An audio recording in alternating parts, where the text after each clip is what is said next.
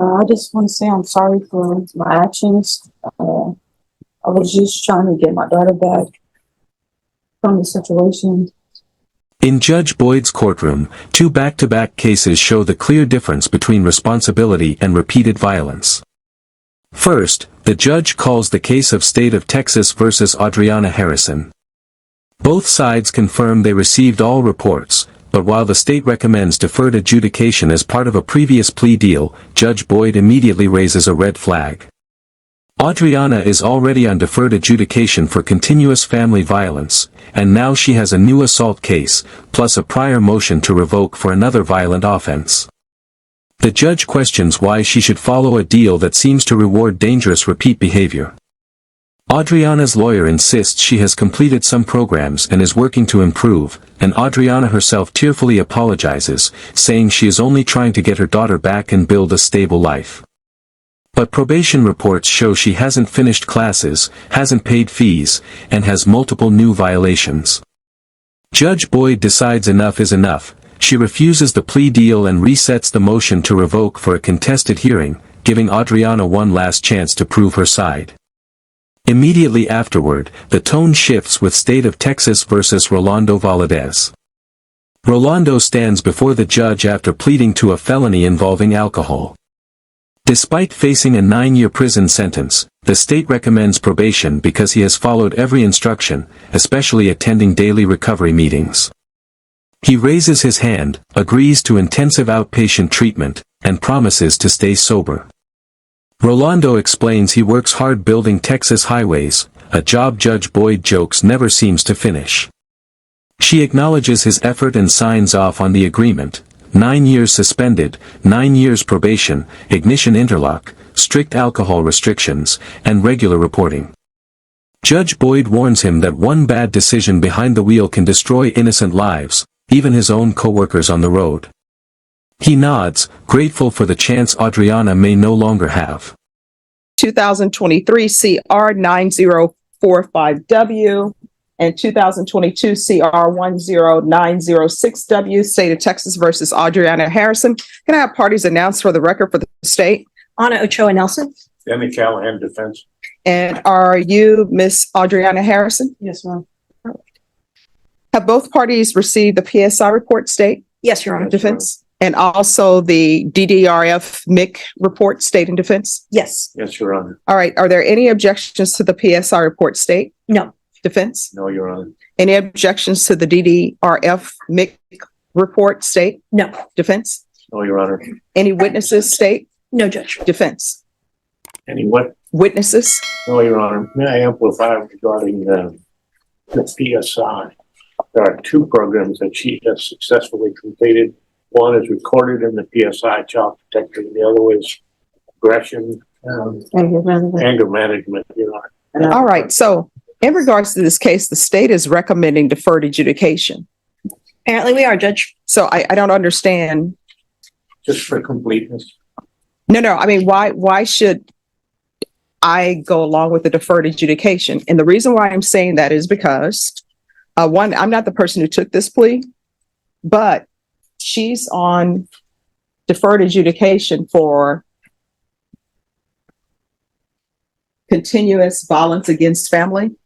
Yes, And Judge. now we have an assault case, and she had a previous motion to revoke, and that was for a violent offense as well. So I don't understand why I should follow this plea. And I'm keeping an open mind about it. I'm trying to figure out. Yep. Yeah. I could understand if there were mental health issues or something else that was going on. So if y'all want to address that. Judge, this offer and plea was entered by a different assistant district attorney. At this point, I'm bound to honor that. I don't know if Mr. Callahan wants to address your concerns himself. Your Honor, Ms. Harrison does not recognize that she has a major mental illness problem, but she's been examined for it. The complainant in this case wants her to get probation, deferred adjudication, but she wants her to stay away from her. They get into fights, and that's that problem should be avoided. She has the support of her mother's in the back of the courtroom. Raise your hand.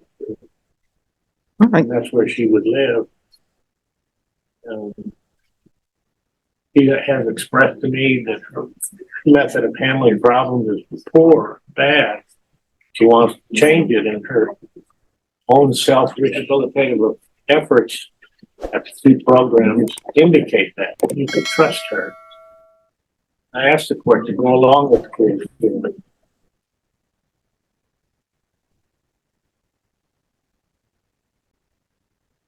May I address the court further? Yes. Harrison would like to speak to you, Your Honor. Yes. I just want to say I'm sorry for my actions. I was just trying to get my daughter back from the situation. I didn't want to be back in here. I've been taking parenting classes. I'm supposed to get my parenting class certificate tomorrow, but I may cover it today. I know I got CPS classes that I had to take. If you do release me to get my daughter back, I'm just trying to right my wrongs and do better for my daughter. All right, probation. Yes, Judge. Anything to say on this matter? I will not hear what Ms. Ferguson had to say. She wants to get out to get her child back, and she promises to do better.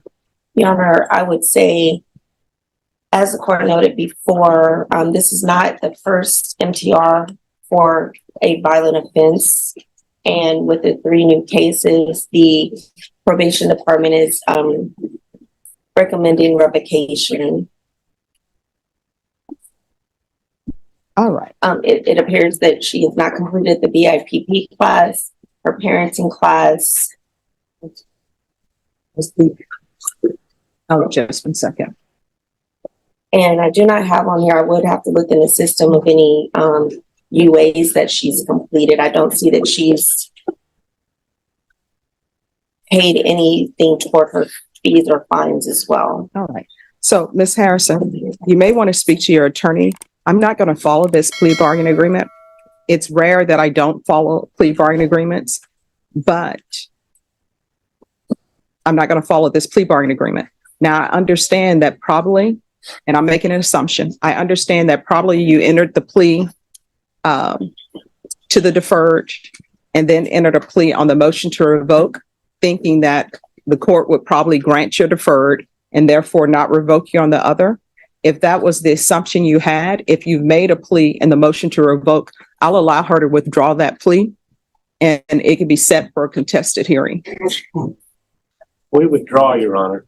All right, so I'm going to allow them to withdraw their plea to any allegations in the motion to revoke, and we'll set the motion to revoke for a contested hearing.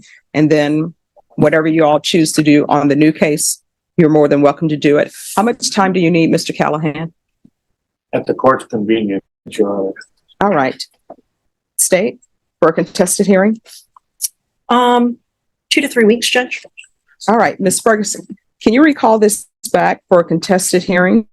All right, court is calling 2023 CR 7772, State of Texas versus Rolando Valadez. Can I have parties announced for the record for the state? Hank Wilkins for the state, Your Honor. Defense? Kelly Piddle. And are you Mr. Rolando Valadez? All right, are both parties in receipt of the TAP evaluation state? Yes, Your Honor. Defense? Yes.